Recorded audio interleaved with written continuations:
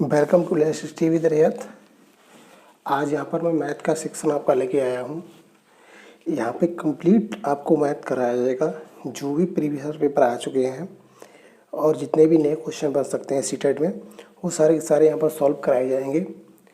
और यहाँ पे एक तरीके से जितनी भी आपकी सीटेट पेडालॉजी होती है, चाहे वो आपकी सीटेट CDB में रहे, चाइल्ड डेवलपमेंट एंड पेडालॉजी में, चाहे आपकी हिंदी की रहे, यानी कि कंप्लीट एक तरीके से मैथ और जितना भी पोर्शन आता है सीटेट पेपर 2 में फिजिक्स आता है और जो भी पोर्शन आता है वो भी मैं यहाँ पर सारा का सारा कंप्लीट कराऊंगा। जब तक आपका एग्ज़ाम होगा तब तक मेरे प्रतिदिन रेगुलर तरीके से 2 वीडियो आपको मिलते चले जाएंगे। तो मैं आज से ही स्टार्ट कर रहा हूँ यहाँ पर मैथ के मैं प्रीवियस ईयर पेपर कराऊँगा और इस पर जितने भी बेस्ट क्वेश्चन होंगे वो सारे मैं सॉल्व करा दूँगा आपको।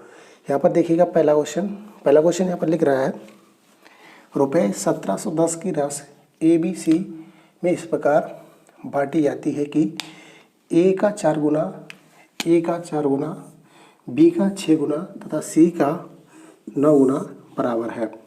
तो A और C में क्या अंतर है? अगर इसको इंग्लिश में देखें हम तो कह रहा है, a sum of 1710 is divided in A, B and C such that 4 times of A, 6 times of B and 9 times of C are equal. What is the difference between A and C?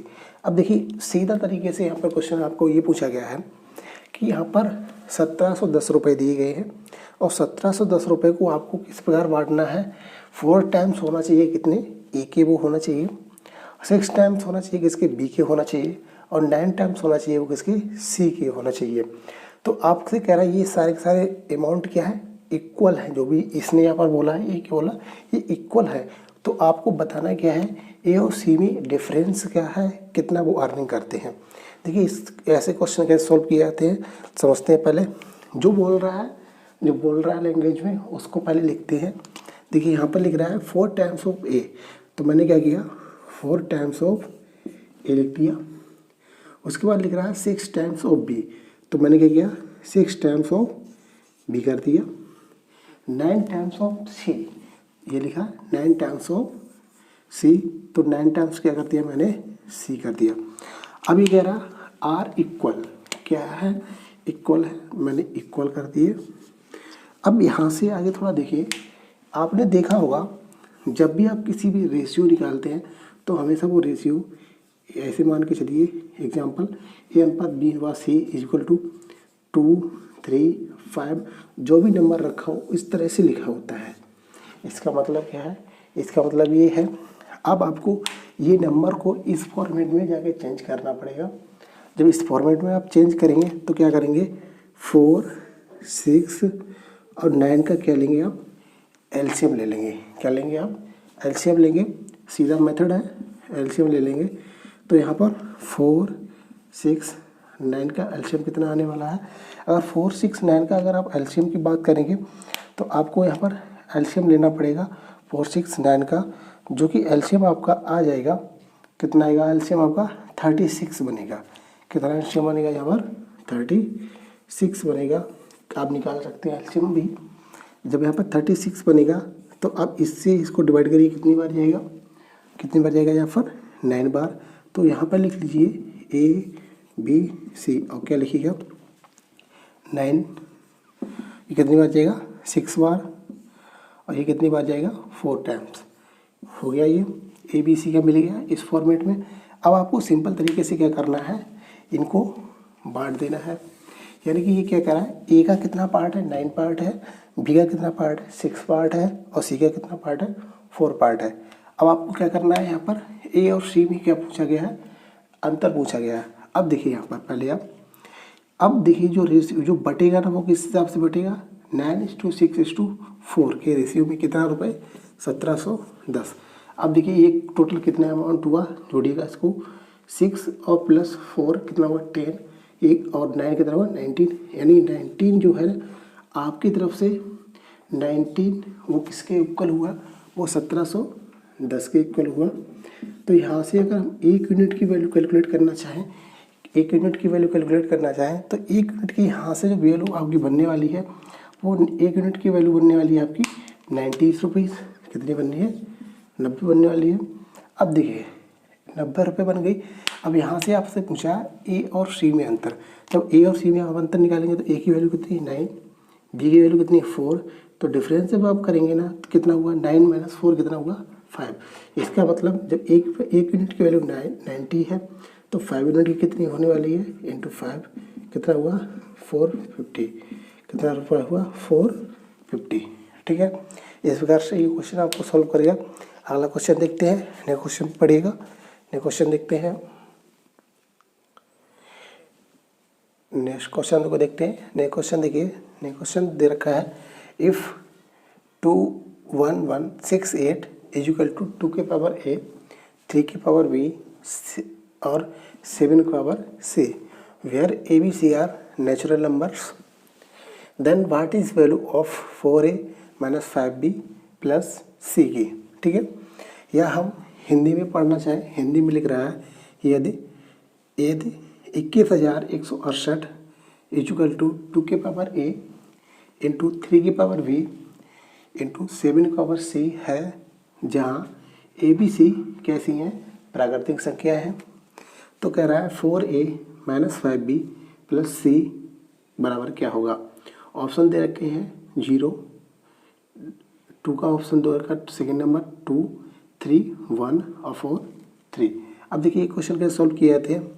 सबसे पहले आप ये देखिएगा यहाँ पर 2 की power a और 3 की पावर b और 7 की पावर c दे रखा है। इसका मतलब सिंपल आप ये समझिएगा, ये नंबर है ना, इसके जो फैक्टर होने वाले हैं इनकी पावरों की तुलना करनी पड़ेगी, घात की तुलना करनी पड़ेगी। दूसरी चीज़, इनके जो फैक्टर बनेगा ना वो 3 का बनेगा, 2 का बनेगा और 7 का बनेगा। यानी कि आप निश्चिंत हो जाइए कि ना तो कोई 2, 3 और 7 के अलावा यहाँ पर कोई नया फैक्टर आपका बनने वाला है नहीं। तो आप देखिएगा यहाँ पर आप सिंपल तरीके से इसके फैक्टर करिएगा 21168। अब देखिए इसके फैक्टर करेंगे तो यहाँ पर सबसे पहले आप क्या करेंगे 2 से डिवाइड करेंगे। 2 से डिवाइड किया तो यहाँ पर 1 0 कितना बनेगा 5, ये कितना बनेगा 8, कितना बनेगा 4। ठीक है, यानी कि 10584। अब फिर क्या करेंगे आप 2 से फिर डिवाइड करिएगा, कितना बनेगा 5, तो क्या बनेगा 2, यहाँ कितना बना 9 और यहाँ पर कितना बना 2। फिर आप 2 से डिवाइड करेंगे तो क्या बनेगा 2, कितना बनेगा 6 और यहाँ पर कितना बनेगा, कितना हुआ 19 हुआ, तो कितना बनेगा 9, यहाँ कितना हुआ 6। ठीक है, इसके बाद यहाँ पर करिए 2 से 1 3 3 2। फिर आप 2 से करिएगा, पीछे नंबर आप 2 का डिविजिबिलिटी जानते हैं, 2 के पीछे क्या होना चाहिए 2 है तो तब तक कटता रहेगा जब उसके पीछे इवन नंबर आए या 0 आ जाए। तो इवन नंबर चल ही रहा है। अब देखिएगा यहाँ पे कितना आएगा 6 आएगा, कितना आएगा 6 आएगा और यहाँ पर कितना आएगा, यहाँ पर देखिएगा 1 3, यहाँ पे गलत हुआ है, यहाँ पर 2 6 4 6 होगा यहाँ पर 5296। ठीक है, अब यहाँ पर देखिएगा 2 से डिवाइड करेंगे तो क्या 1 कितना आएगा 3 आएगा, 2 आएगा और कितना आएगा 3 आएगा। ठीक है, अब देखिए यहाँ से 2, यहाँ से अब ये नंबर 3 से डिवाइड नहीं, 2 से डिवाइड नहीं होगा, अब किससे होगा ये 3 से जब आप डिवाइड करेंगे तो अब एक सिंपल तरीका, इसको 1 3 एक काउंट कर लीजिएगा, 1 + 3 पता चल जाएगा कि इसे डिवाइड किया जाता है। तो यहाँ पर देखिए 1 + 3 कितना आएगा 4 होगा और ये कितना होगा 4 और +2 कितना बनेगा 4 + 2 है 6 और 6 + 3 का बनेगा 9। यानी कि अगर 9 से जो नंबर कटेगा, अगर 3 से नंबर डिवाइड होने वाला होगा उसको आप नंबर को सारे ऐड कर दीजिएगा। अब वो सारा नंबर अगर 3 से डिवाइड हो गया तो कंप्लीट नंबर ये भी डिवाइड हो जाएगा। अब देखिए यहाँ पे क्या करना है, अब इसको डिवाइड करिए, कितना आएगा 4 आएगा, यहाँ कितना हुआ 12 हो गया 4, यहाँ पे कितना 1। फिर आप इसको 3 से डिवाइड करेंगे, 4 + 4 8 1 9, इसका मतलब ये डिवाइड होगा। अब क्या करेंगे 1 और ये कितना बचा 1 14 हुआ, 4 कितना हुआ 21 7। अब ये चेक करके देख लीजिए 7 1 8 8 4 12। अभी इसका मतलब क्या है, ये नंबर 3 से डिवाइड हो रहा है। तो फिर सीधी से डिवाइड करिएगा 12 और कितना हुआ 27 49। अब ये 9 4 13 यानी अब डिवाइड नहीं होगा। इसका मतलब आप किससे डिवाइड करने वाले हैं अब इसको 49 को आप डिवाइड करने वाले हैं यहाँ से 7 से, कितना आएगा 7 और फिर करेंगे 1।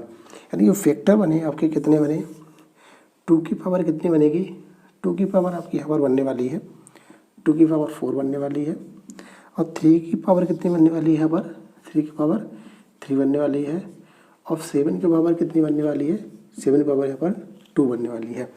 यानी कि आपको इस तरह से मिला 2 की पावर 4 3 की पावर 3 और 7 की पावर 2। इस नंबर को आप इस तरीके से अगर लिखना चाहें तो इस तरीके से इस नंबर को भी आप लिख सकते हैं। ठीक है, अब मैंने आपको बताया इसकी तुलना करनी पड़ेगी किसकी 2 की पावर a इंटू 3 की पावर v इंटू 7 की पावर c। अब देखिएगा एक से तुलना करेंगे 2 की पावर है 2 की पावर c होगी तो a बराबर क्या बनेगा 4। v की अगर देखें तो v बराबर क्या हुआ तुलना करेंगे तो कितना आएगा 3 आ जाएगा और c बराबर कितना बनेगा आपका 2 बनेगा। अब सिंपल इसकी वैल्यू पुट कर दीजिएगा यहाँ पर। तो इसकी वैल्यू आप जैसे ही पुट करेंगे तो क्या है यहाँ पर लिखा हुआ है 4 a की जगह पे कितना आने वाला 4 माइनस का चिन्ह 5 इंटू वी की जगह पे कितना होने वाला है 3 प्लस क्या आएगा 2। अब देखिए कितना हुआ 16 माइनस 15 प्लस 2 यहाँ पे कितना बचा 1 और ये कितना बचा 2 कितना बनेगा 3। राइट आंसर क्या बनेगा कितना बनेगा ऑप्शन नंबर 4 क्या बना 3। आई होप ये क्वेश्चन आपको समझ में आ गया होगा। चलिए अब नेक्स्ट क्वेश्चन पे बढ़ते हैं। नेक्स्ट क्वेश्चन देखिएगा। नेक्स्ट क्वेश्चन देखते हैं।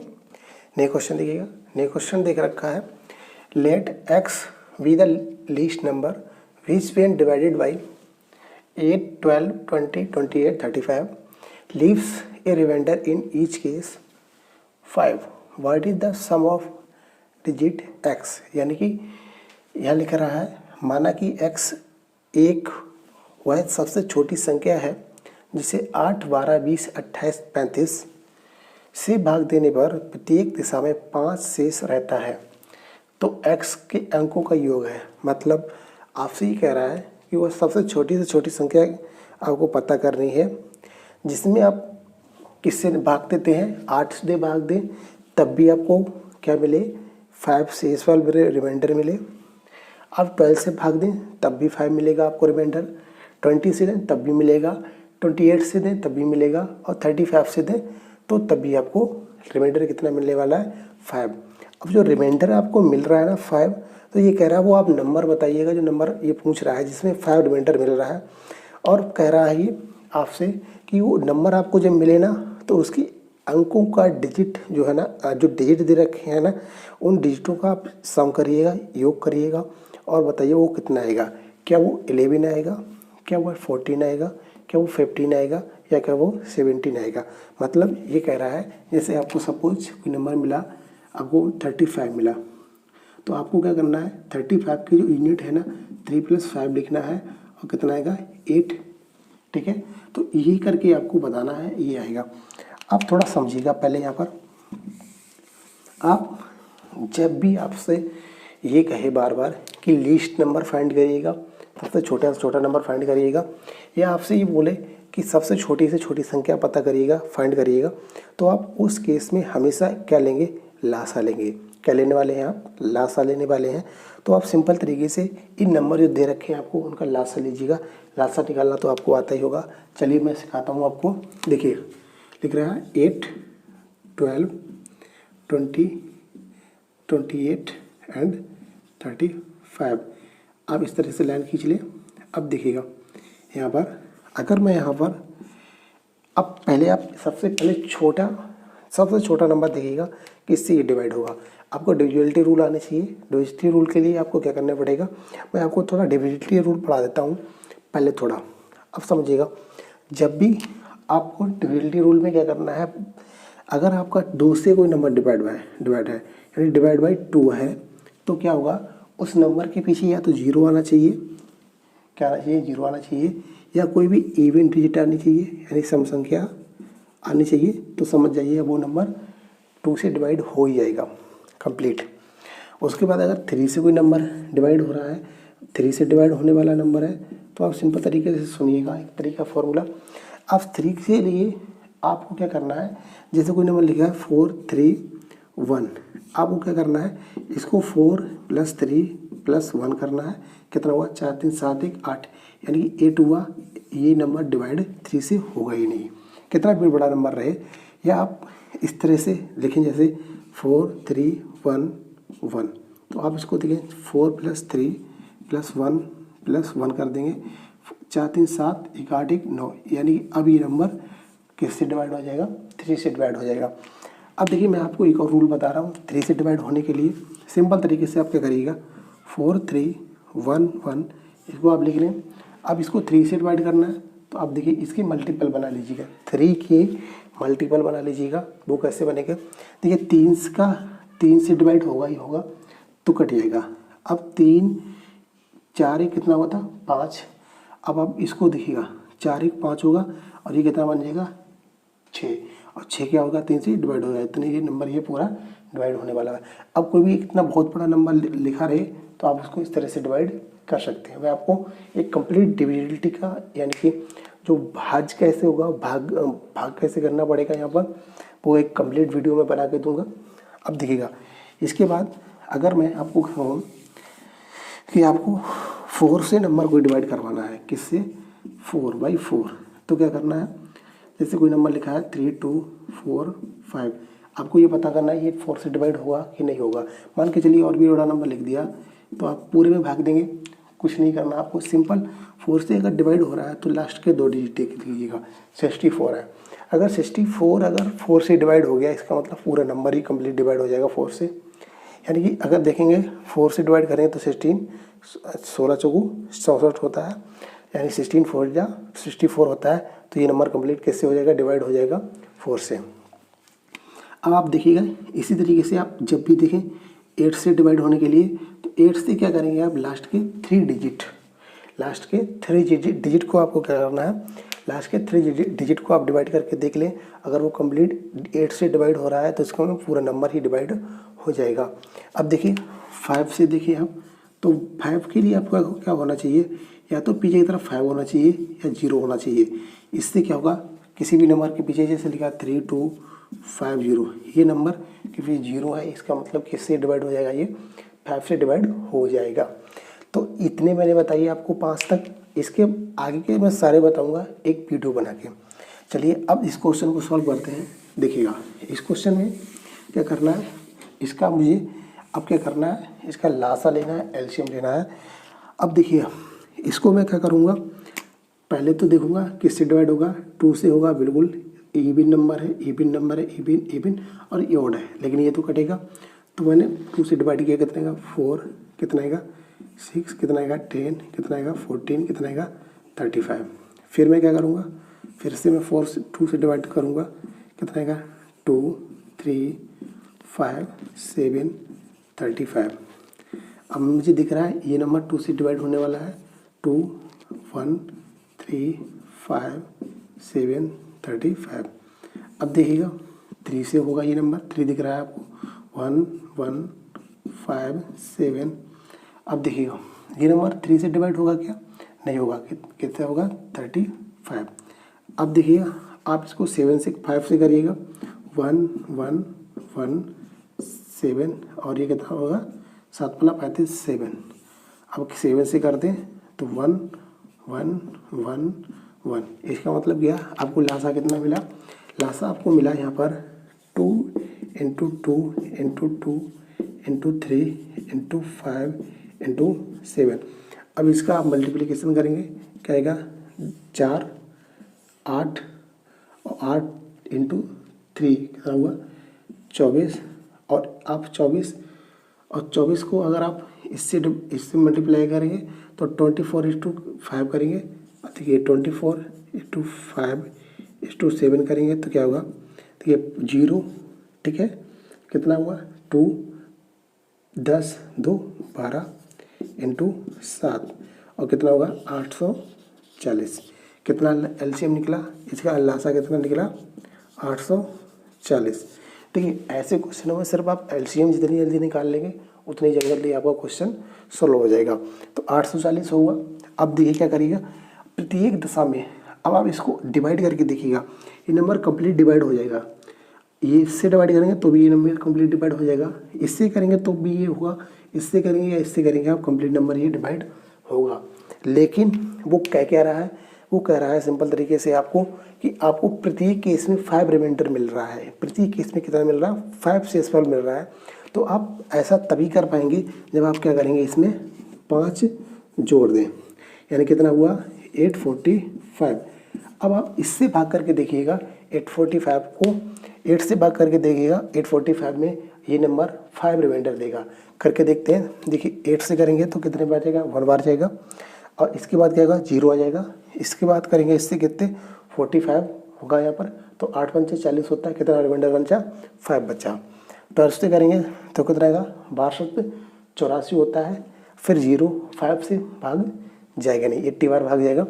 20 से देखिएगा, 20 से क्या करेंगे तो कितनी बार जाएगा यहाँ पर 80, कितना बचा 45, और 45 बचा तो यानी कितनी बार जाएगा 2 बार जाएगा, 40 कितना रिमाइंडर बचा 5। इस प्रकार से आप सारे से करके देख लेते हैं।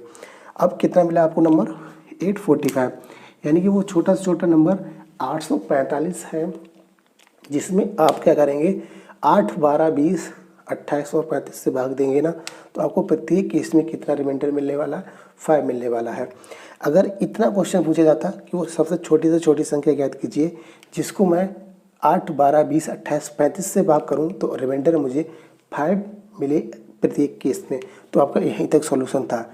लेकिन आपसे पूछा गया है कि जो आपको नंबर मिला है ना उसकी सारे डिजिटों को जोड़िएगा, और डिजिटों की वैल्यू कितनी आती है वो बतानी है। तो आप देखिएगा इससे आगे क्या होगा 8 + 4 + 5 8 4 12 और 12 5 कितना हुआ 17।